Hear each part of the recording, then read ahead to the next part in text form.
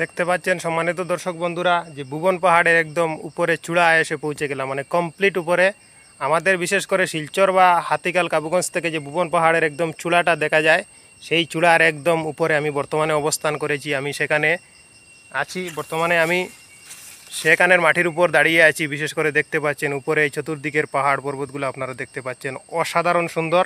আমরা বাড়ির থেকে যে ভুবন পাহাড়গুলো দেখি সেগুলা আমি বিশেষ করে আমাদের নতুন হাঞ্চুনপুর গ্রামের আফজল হোসেনকে বলতেছি যে আমরা একদিন ভুবন পাহাড়ের এই যে রিয়াং বস্তিতে যাওয়ার ইচ্ছা ছিল, সেখানে আজকে যাওয়াটা আমি পূরণ করেছি। আমি আর আজকে নতুন হাঞ্চুনপুর গ্রামের আরেকটা বিশেষ করে কিশোর বয়সের ছেলেটা এখানে আমরা এসেছি। আর ভুবন পাহাড়ের একদম উপরে মানে মেইন মানে কমপ্লিট চূড়ায় এসে পৌঁছে গেছি। সেখানকার প্রকৃতির বাতাসগুলো অত্যন্ত শীতল, আমাদের গায়ে মনোরম লেগেছে। আমরা রিয়াং বস্তিতে আমরা কিছুটা কমলা কিনে ক্রয় করেছি, সেগুলো খেয়েছি, আমাদের ক্ষুধা নিবারণ করেছি, অত্যন্ত ভালো লেগেছে।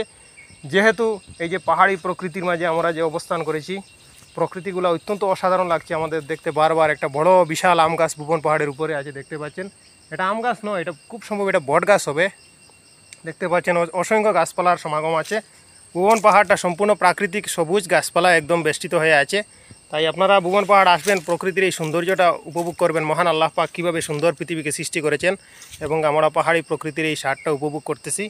একদম দেখতে পাচ্ছেন অসাধারণ সুন্দর। বিশেষ করে আমি আপনাদেরকে কিছু নিচ থেকে দেখাই, মানে চোখ দাদানু, মানে সৌন্দর্যটা এমন আর কি যে চোখগুলা মানে হঠাৎ মানে মনে একটা ভয় আতঙ্ক কাজ করে যে এত উপর থেকে নিচ দিক দেখা। আমি বেশি মানে নিকটে যেতে পারছি না, কারণ পথটা অত্যন্ত ভয়ঙ্কর।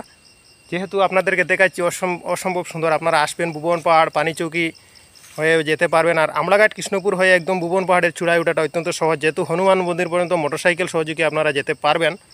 এর পরবর্তীতে আপনারা হেঁটে চূড়ায় উঠতে পারবেন। ধন্যবাদ।